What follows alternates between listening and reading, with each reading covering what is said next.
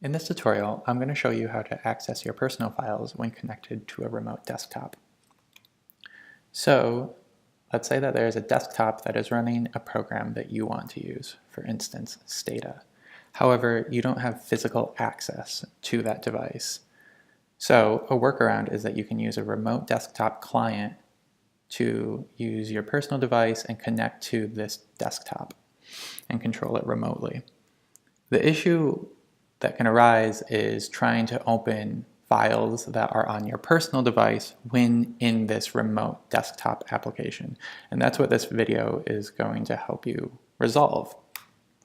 So let's get started. So this is the desktop on my personal device, and you can see that I am connected to a remote desktop. So I'm connected to a PC, and on this has a software of interest. It has Stata, it has Atlas TI, and other things that I might not have access to on my own device. However, if I try to go to the files, so the desktop files, it's reflecting the desktop applications for this particular computer, this remote desktop, and not the files that are actually displayed on my own device. So the easiest way to go about this is to click this PC.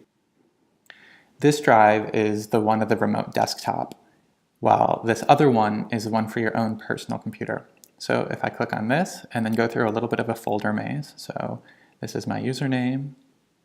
If I go to the desktop, you can see that these folders match the ones on my own personal desktop, and now I can open and use those.